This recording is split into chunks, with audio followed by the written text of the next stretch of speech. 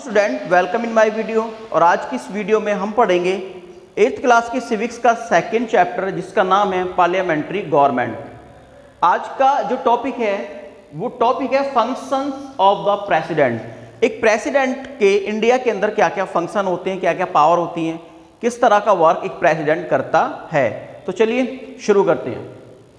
He has power to summon, suspend, prorogues and dissolve the parliament. President के पास parliament को suspend करने का, पार्लियामेंट को बुलाने का और पार्लियामेंट को डिसॉल्व करने की पावर होती है। जो इंडियन प्रेसिडेंट है उसके पास पार्लियामेंट को सस्पेंड करने की, पार्लियामेंट को बुलाने की और पार्लियामेंट को डिसॉल्व करने की पावर होती है। Next, he addresses both the houses of parliament after every general election and every year before the budget session. जो इंडिया का प्रेसिडेंट है उसके पास एक पावर होती है कि वो जनरल इलेक्शन के बाद और बजट से पहले पूरे नेशन को एड्रेस करता है। आपने बजट से पहले और जनरल इलेक्शन के बाद जो प्रेसिडेंट है इंडिया का, उनका स्पीच सुना होगा। तो ये प्रेसिडेंट की इंडिया के अंदर लेजिस्लेटिव पावर होती है। यानी ये जो फंक्शन है, इस फंक्शन को हम लेजिस्लेटिव पावर के नाम से जानते हैं। जो लेजिस्लेटिव पावर है वो इंडिया के अंदर प्रेसिडेंट की फर्स्ट पावर होती है। इसके अंदर वो पार्लियामेंट को सस्पेंड कर सकता है, डिसॉल्व कर सकता है, अंडरस्टैंड, और वो पार्लियामेंट को इलेक्शंस के बाद और बजट से पहले एड्रेस कर सकता है। That is the clear. अब third, he nominate 2 Anglo Indian member to the Lok Sabha.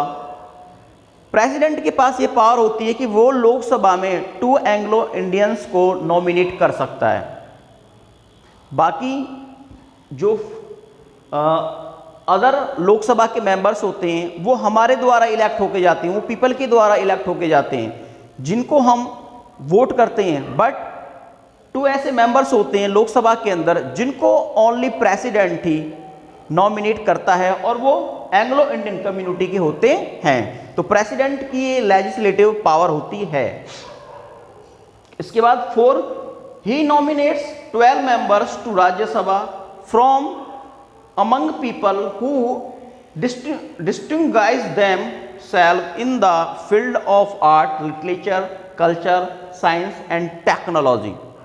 अब प्रेसिडेंट के पास एक और पावर होती है लेजिस्लेटिव पावर। उस पावर में वो राज्यसभा में 12 मेंबर को नॉमिनेट कर सकता है। और ये जो 12 मेंबर्स होते हैं ये ऐसे मेंबर्स होते हैं जिन्होंने अपनी कंट्री के लिए आर्ट्स में, लिटरेचर में, साइंस में, टेक्नोलॉजी में किसी भी तरह का कंट्रीब्यूशन कंट्री को दिया हो।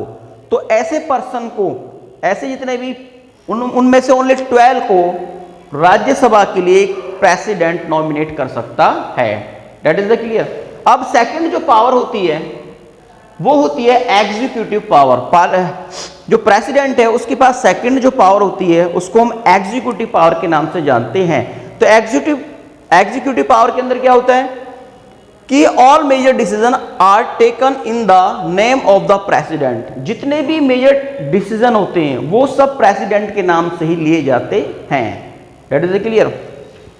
मेजर अपॉइंटमेंट्स, एग्जीक्यूटिव पावर के अंदर एक चीज और आती है कि मेजर अपॉइंटमेंट्स। कंट्री के अंदर जितने भी बड़े मेजर अपॉइंटमेंट्स होते हैं, जैसे कि सुप्रीम कोर्ट का जज, हाई कोर्ट का जज, ठीक है, इलेक्शन कमीशन का चीफ, यूपीएससी का चेयरमैन और मेंबर्स, इन सब का जो अपॉइंटमेंट है वो प्रेसिडेंट के थ्रू ही किया जाता है। ये प्रेसिडेंट की एग्जीक्यूटिव पावर होती है। अब नेक्स्ट पावर होती है आप प्रेसिडेंट की मिलिट्री पावर।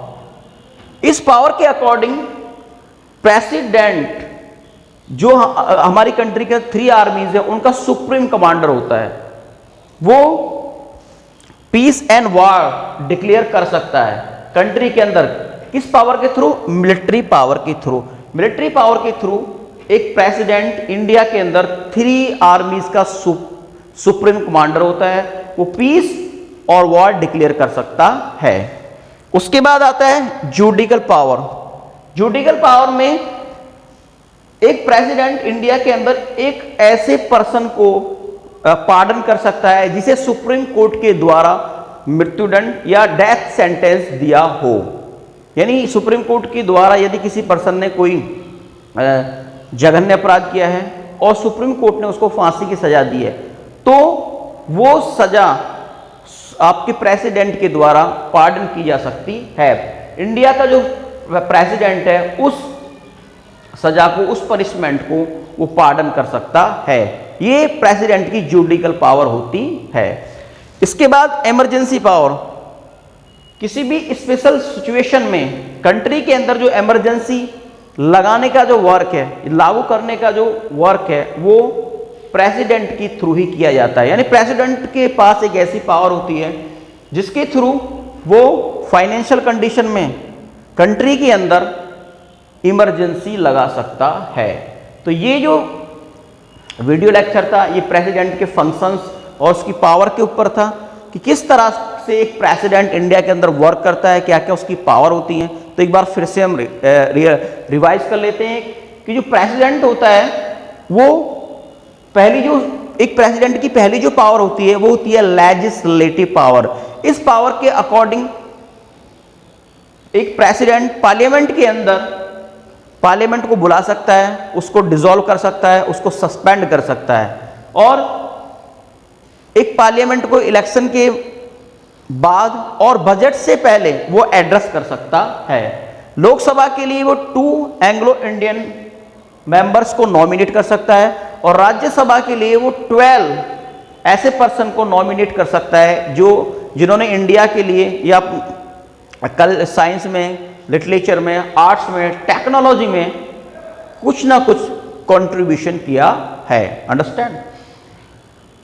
इसके बाद उसकी एग्जीक्यूटिव पावर आती है। एग्जीक्यूटिव पावर के अंदर जो आपका प्राइम मिनिस्टर है वो काउंसिल ऑफ मिनिस्टर जितने भी होते हैं उनको अपॉइंट करता है। किसके एडवाइस पर?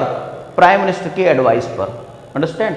इसके साथ साथ जितने भी मेजर अपॉइंटमेंट होते हैं कंट्री के अंदर, जैसे सुप्रीम कोर्ट का चीफ जस्टिस होता है, जज होता है, हाई कोर्ट के जजेस होते हैं, इलेक्शन कमीशन का चीफ होता है, स्टेट के अंदर गवर्नर होता है और यूपीएससी के चेयरमैन और चीफ मेंबर जो होते हैं उन सब को आपका प्रेसिडेंट ही अपॉइंट करता है।